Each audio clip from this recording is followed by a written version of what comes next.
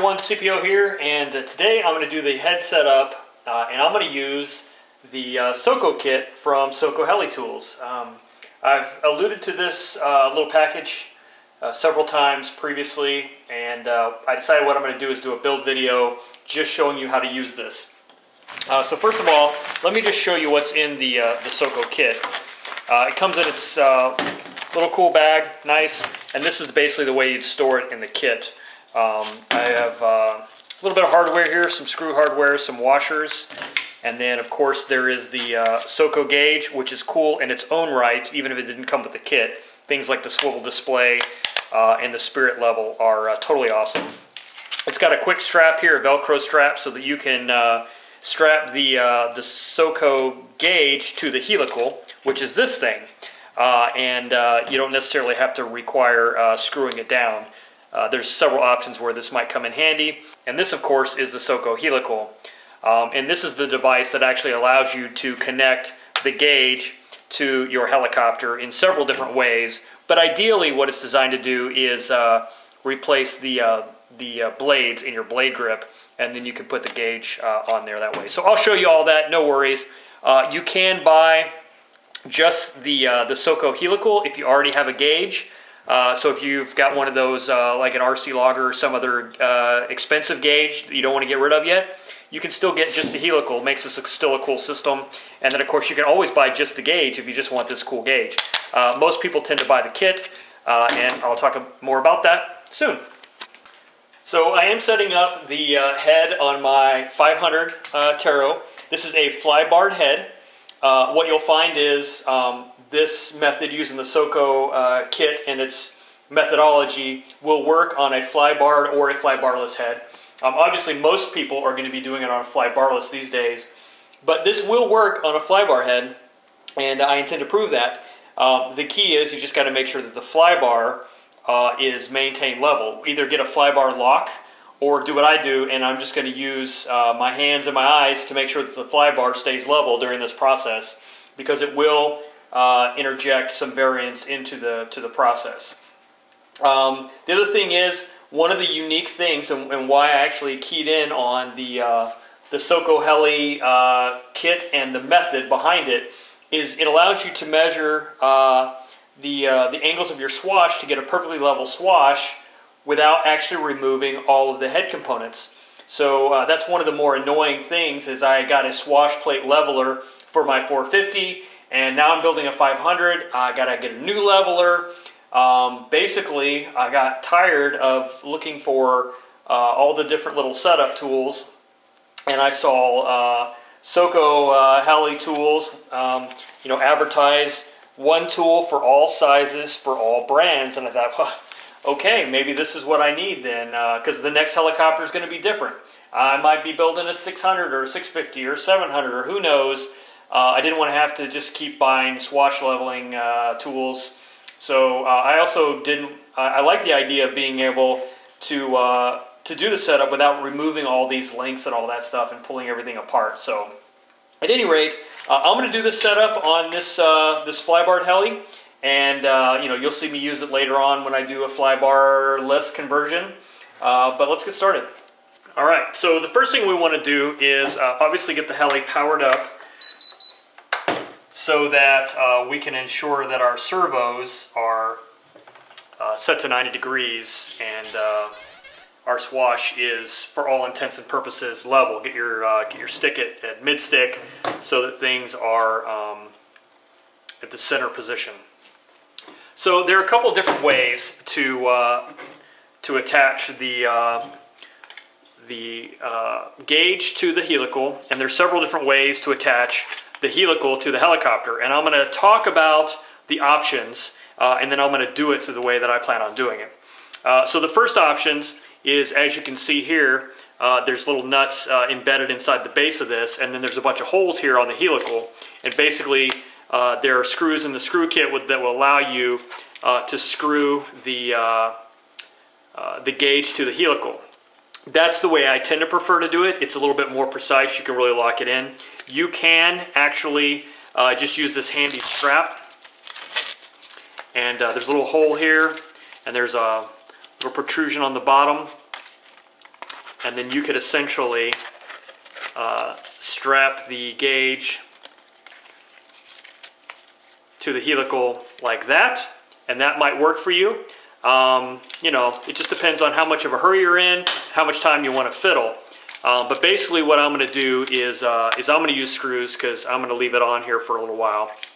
So the other thing to note is this is basically designed for all different sizes of helicopters. So you'll see different sizes, and in the manual it tells you which sizes are for which helicopter. I happen to know that the area I'm playing in is right here, which is for the 500, and you can see that actually slips in nicely on my blade grip. So it should be pretty easy for you to figure out which hole you're looking for. And you'll see this in the manual, but there are 3 holes that deal with each size of the blade grip. So I'm dealing with this hole, which aligns nicely with my blade grip and fits in there nice. And I'll just show you basically how you would mount it. Would be to put your blade grip screw through the hole like that. So then what I need to look at is these 2 holes that are immediately in front of the blade grip, or where I'm going to mount the gauge to, just like that, with the display facing, in this case, to the left. So those are the holes I'm going to use. And if I was using a different size helicopter, let's say on my 450, I would be using this smaller side. I would mount it on these 2 holes in front of the blade grip hole. So that's pretty much how you got to think about it, is figure out which blade grip hole you're going to use and then mount the gauge in line with that. So the kit does come with screw hardware for this. So I'm going to mount that and then I'll be right back. All right, so I have the gauge on here. The screws are in. They're not very tight right now, so that I can slide the gauge back and forth. Once I get it slid to where I want it, then I'll finish tightening it down. It doesn't have to be super snug. So there we go.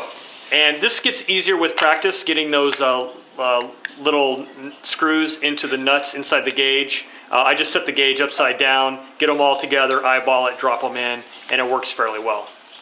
All right.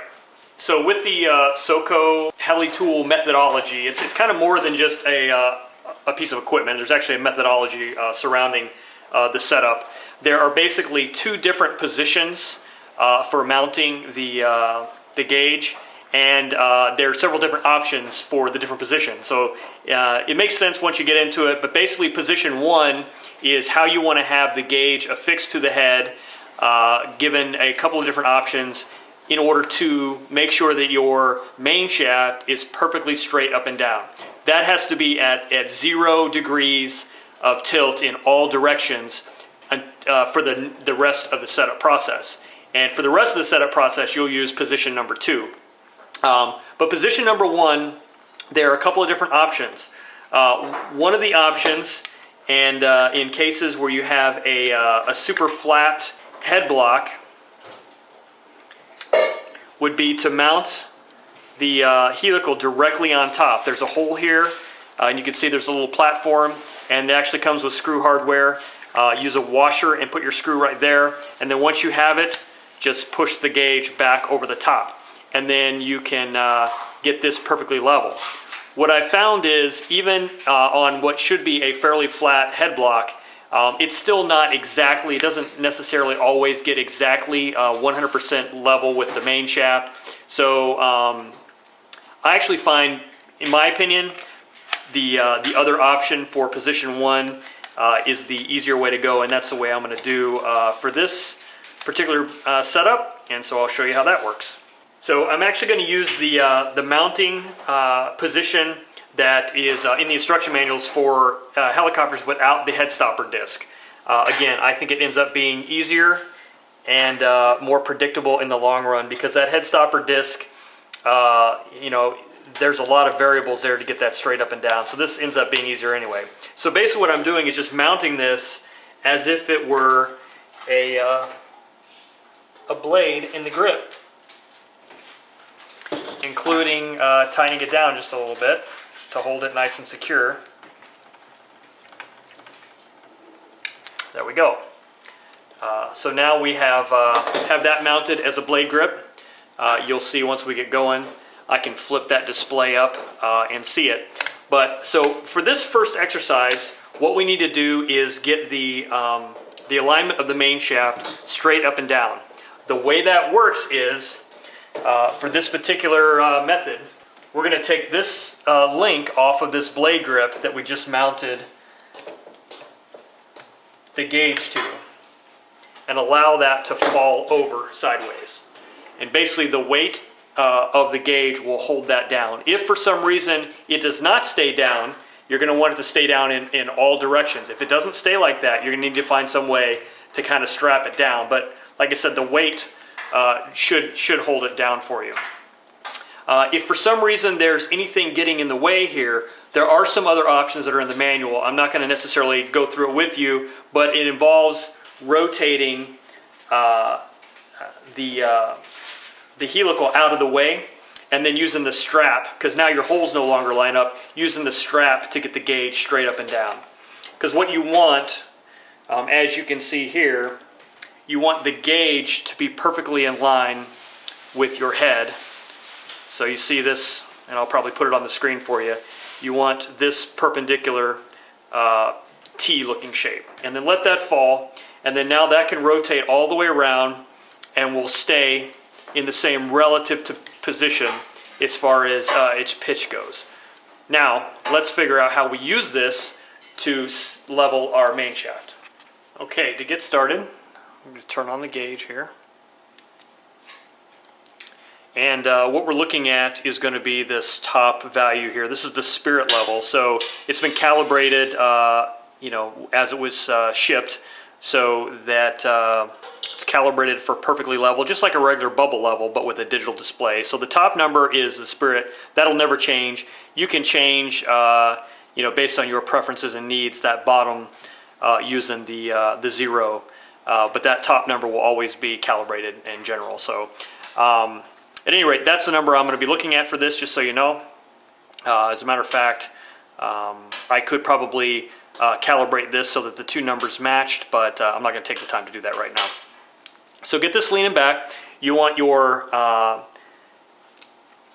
blade grips perpendicular to the boom of the helicopter, just like this. And what we're going to do is get a measurement in this direction, a measurement in this direction, front and back, and then we're going to use that, average that number to get our target value.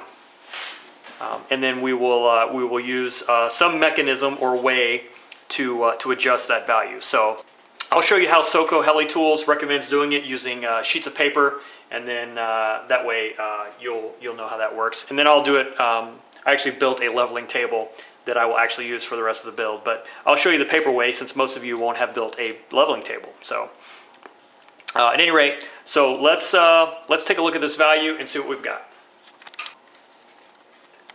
So the value in this position, 68.3. Now we'll rotate and get the value from this position. And the value from this position is 66.2. So basically I write those values down, and then I will get the average by adding them together and dividing by 2. All right, here's the result of the quick math. 68.3 plus 66.2 equals 134.5. We divide that by 2 to get 67.25. That's our new target value. Now there's not enough resolution, so we're going to have to round that either up or down. I'm going to shoot for 67.3, and we'll see how that works out for us. All right. So right now I'm at 66.2, just like I expected. Get the paper under there. 66.7.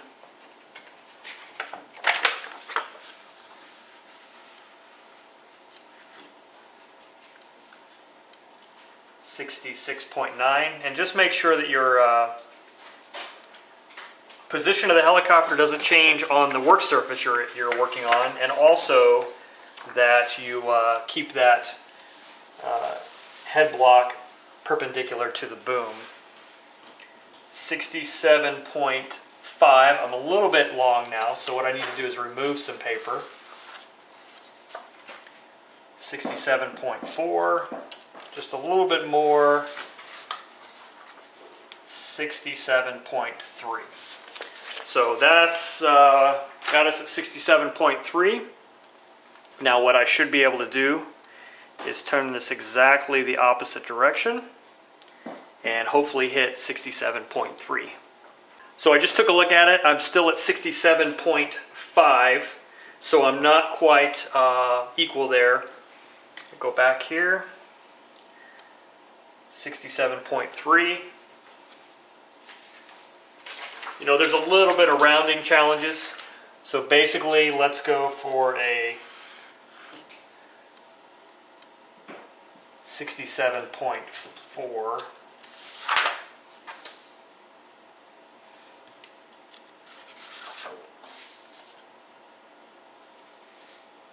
That's bouncing right back and forth between 4 and 5. 67.4. So 67.4 on the rear. If I move it around, I'm at 67.4 in the front. So you can see, you know, we get pretty close with the math, but it's going to be a little bit of trial and error to get that exactly even between the front and the back. All right, so now that we have our target value, 67.4, front to back, what we want to do now is get that same value side to side. So let me take a quick measurement. This side, I'm at 67.1. And move around, check this side. This time for the side-to-side movements, we're putting the head block in line with the boom. And 67.6. So what I want to do is add paper to the highest side value to get it back down to 67.4. So I'm just going to slip this paper underneath the in this case, the left side of the helicopter, and just add a few sheets of paper to get to 67.4. There we are. Now let's rotate all the way around. Oops.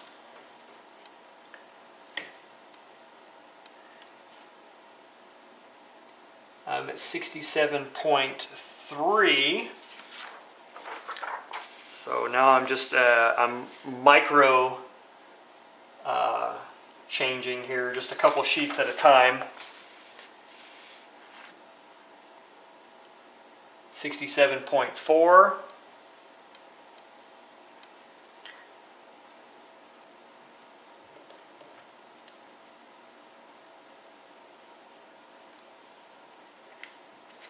And I'm right about there. I think I'm going to pull out one sheet of paper. So I'm at 67.4. And as I rotate this around, you'll see 67.4. Sorry if it's going to turn upside down on you. 67.4. 67.5-ish. Now 4, so it's right there on the edge. Probably just fine for what we're doing. So that's really the plan, is just to get it so that when you rotate this head all the way around, you have the same value. Doesn't matter what the value is, as long as it's the same. And the value will be different for every single helicopter and every different type of head. So just know that your goal is to identify a target value and then get it so that it's the same all the way around.